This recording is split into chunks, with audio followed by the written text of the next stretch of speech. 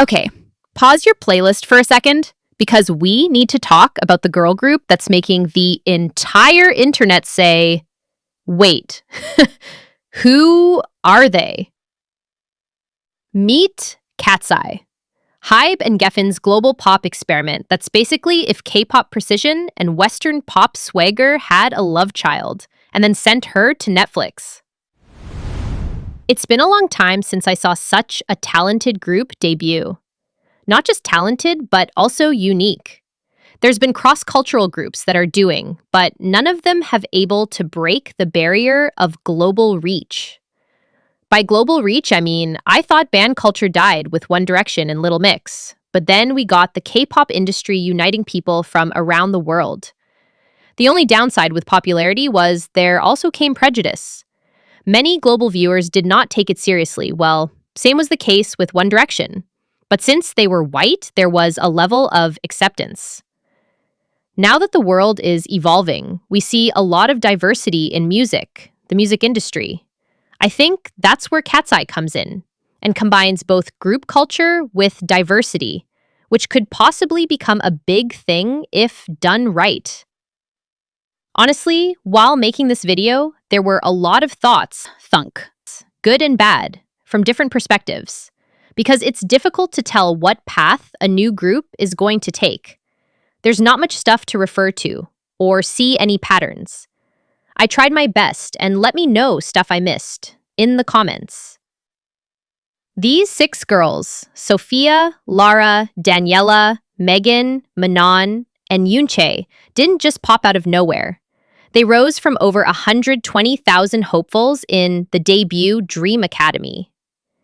Yeah, you heard that right. 120,000. That's like auditioning with the population of a small city, and still managing to be the ones standing in the spotlight at the end.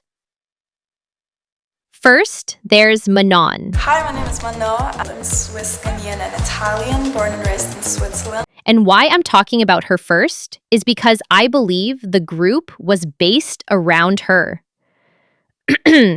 Let me clarify. But for me, it's star power. So during the training, most of them auditioned, but no lineup was being set, except Lexi.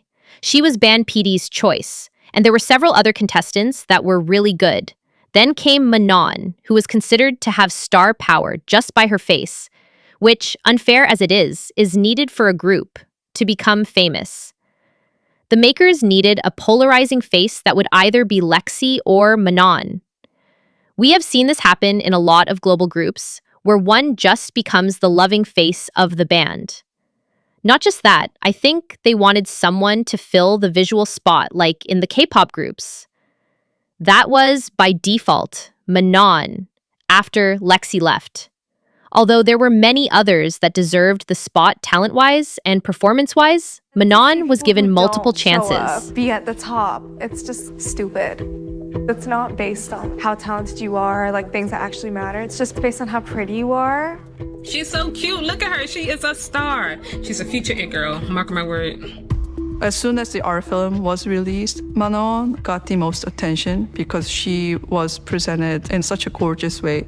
So that actually got transferred to Mission 1. Even the people that are like Manon, she's getting so much attention. You know, people are upset because she doesn't put a lot of effort and she doesn't show up for her teams a lot. And so people are upset that she is the person who's getting so much attention. It's not based on anything right now. I need to hold myself accountable for what has happened. Having that lower skill set, especially in the beginning, I was like in shock. And I never felt insecurity like that before, and I kind of had to gain back my confidence. Also, props to her for catching up. Because in the start, she was a deer in headlight amongst these professional dancers, singers, and performers. She somehow managed to almost come to the same length as them in performances. With her controversy, I felt like she's a young girl who's learned through her journey, and while I think Adela deserves so much, Manon fits the group. I haven't been training professionally like some of you guys, which I have so much respect for. Like the discipline and everything, it's something I've I've learned from you guys. Please, like, if you guys see me in class and feel like she's not focused or anything, like, just say something. I'll really appreciate that, I think, because I don't want there to be any misunderstandings or anything like that. I will hold myself accountable, and I'm sorry for missing classes. Not to mention the company must want her to serve the Western demographic, with the change of beauty standards there. Then there's the underdogs. Megan. I can't believe this is the same woman. This girl that didn't give one expression, like a grumpy face, this is her? She started off as this underconfident dancer who felt plain, to this full-blown diva. She feels like the most authentic and open in the group and just pure good vibes, which is the opposite of what I thought at the beginning. Yoonchae is the maknae, which is youngest of the group. It says apply whipped cream and chocolate chips to the other side. It's fine. It's fine. It's like Yoonchae's vibe. But it's like, isn't it disrespectful? No. Icons love you.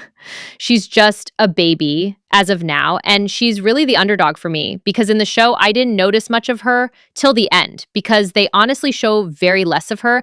And there's another favored contender for the position, and she was really good. Truthfully, when Yoonchae was selected, I thought she didn't fit the group, but now that I see more and more of her, it seems like she brings this innocence and sincerity of K-pop to the group. She feels like the sweetest, sometimes chaotic kid of the group. She's also surprised everyone with her gnarly performances. Then the three members that I believed would be in the group regardless of what the formation would be. Lara is an Indian American, so they got almost 1 billion people unlocked. She's the vocal of the group, and she was arguably one of the best amongst all girls with her sound. She's got this Ariana-like sound with her unique tone, which was crucial to shape the group's sound. So whatever the group may be, she'd be in it, especially with that intro. Daniela, she's a dance machine, a professional dancer and versatile with it too. In the starting, she was criticized for her expression, but as soon as she got over that, she was sure to be the main dancer because she's that good. And conveniently for the company, she assured the Latino fan base. Lastly, the girl that I knew from the start would be in the group for sure is Sophia. I feel like she's the ace because she was good with everything from the start. Dance, sing, perform, presence. There was no flaw that I could point out. She literally looked like a celebrity since she came in. Well, she's the daughter of one, and that had a lot of advantages in voting, but even otherwise, she would have made it to the final lineup. They came in swinging with their first EP, Sis, Soft is Strong. And yes, that title is as aesthetic as it sounds. We got Debut, we got Touch, aka the TikTok dance challenge your cousin, your teacher, and probably your grandma have tried. Katseye's different because their purpose is different. It isn't to establish a K-pop group, but they're aiming for the top from the start. By positioning themselves as global group and the way they promote it seems, they want capture the viewership of the whole world. Their aim is already to be the best, and so they're constructed that way. It has the good discipline, training, and catchiness of K-pop, and the freedom, relativeness, and open nature of pop. They're not fitting into your quintessential cute, hot, or mean. They're all at once, plus they're believably human. So they're not going for untouchable, nonchalant. They're very much chalant and considerate. They're doing variety shows and Coachella together. They're for the gays, girls, boys, and everything in between. The old, the new, the pop and K-pop, the listeners and performers, the saints and the sinners. Still, there's many things that might become roadblocks in their road of success. Narrative fatigue from the show. Dream Academy Netflix docuseries gave them a great origin story. But after debut, they need new narratives. Right now, much of their hype is still tied to their pre-debut journey, rather than ongoing artistry. Also, brand confusion. Are they a K-pop group? Are they Western pop? They were marketed as global, but that also means they're not fully rooted in any one tradition. In K-pop, nation's pride and fan patriotism are huge drivers of success. Katseye doesn't have that home turf hype to lean on. Also in Asia, Idols that are popular have to keep a whitewashed image, which I don't think Katseye is aiming for. When they first started, it felt like K-pop. But I think the team realized if they want to go global, they need to switch up without realizing. Sudden switches at the beginning of their careers can contribute to confusion in brand identification, like, we wouldn't know what to associate Katseye with. They switch from touch to gnarly, which is either the best or worst move for them. I don't know, but records that follow like Gabriella and Game Boy kind of feels like they're on a path to discovering their sound, and Gabriella particularly. Also captures cultural essence from Denny's background, and their performances. I've rarely seen girl groups go so all out in their performances, like they are jumping, splitting, switching between salsa and freestyle. The dance breaks. I'm all for it. One Reddit user wrote, "Loved Katseye, but the pop song structure they have is still so K-pop. They need to go more the heavy vocal songs, like what Little Mix, Destiny's Child, Fifth Harmony, Say Now, and Flow are doing. All of them have an R&B vocal style that is so satisfying to hear. All of those groups started as individual vocalists. I am tired of the K-pop structure where one vocal stands out, the rest at the chorus. All of these girls could sing and even harmonize." Another replied, "I feel like because the fan base crosses with K-pop, it's good to keep the familiar sounds for some songs. However, I think the newer songs, example Gabriella, does venture into more traditional Western music ideas. The backgrounds of the girls are a significant advantage to Katseye because they can attract audiences from all around the world with each of their different musical identity. But just being diverse does not equal impact. One has to do more than just exist to create difference. Everything else can be fabricated except originality and artistic expression. Fans can see when one is trying to be genuine or showing to be trying to be genuine." By mid-2025, they weren't just performing, they were charting. Billboard Hot 100 with Gnarly, dramatic telenovela energy in Gabriella, and a sophomore EP called Beautiful Chaos that landed them in the US top 10. Translation, they're not just here to be cute, they're here to compete. Now what I'm worried about is Katseye becoming industrial waste. With them trying to fit all molds, they are also stirring up controversies, like being seen with controversial people. That's, I think, because they're young and there's pressure to fit in between already established groups. As newcomers, they didn't climb the ladder. They were teleported to the top by Hybe. So they're getting campaigns and accolades from the start of their career. The Gap ad became the most viral ad for the brand, which says a lot about Katseye's popularity. Another thing is that hoping Hybe doesn't eat out their own group. Because first of all, the sudden over-sexualization of the group feels unnatural. Like they were just doing touch and suddenly this.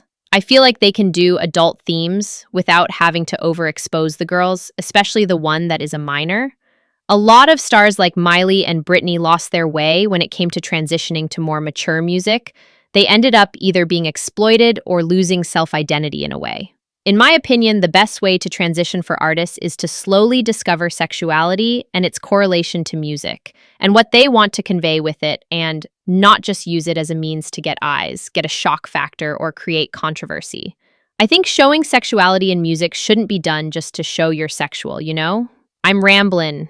It is often seen when a big company has big expectations to meet, they end up self-sabotaging by hurrying the journeys of their groups into fast successes, making them brand ambassadors, all flashy, and empty them of their passions, and suddenly they vanish in a blip.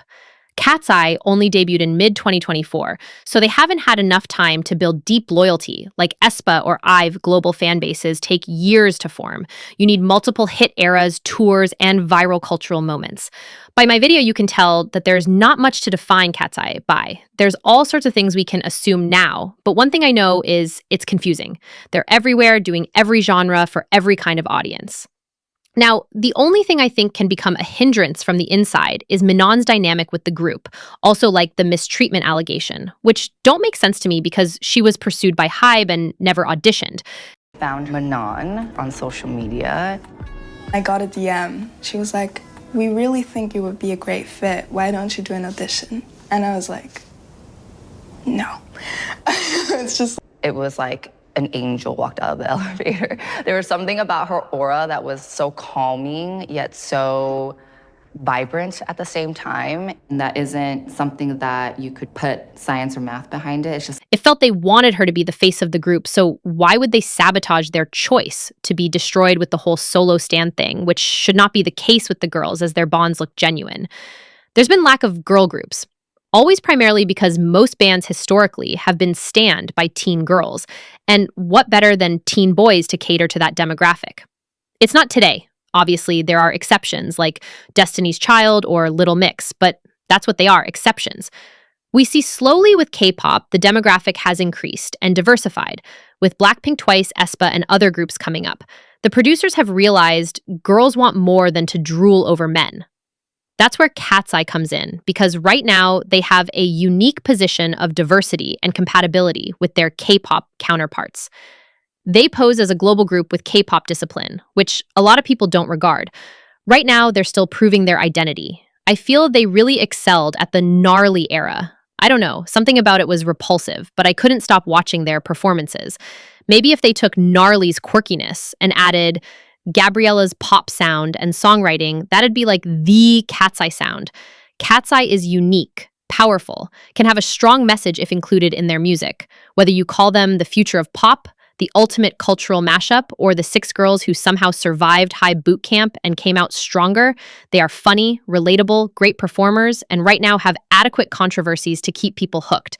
In the time we will know if they're in a long game or not. We can just hope they don't lose their spark, and most importantly, the hunger that we saw in Dream Academy to fulfill their dreams. They're special otherwise, Hybe wouldn't have invested so much in a group, but are they special enough to be the next best group? Who's your Katseye bias? Drop it in the comments. Make sure to like and subscribe for more videos.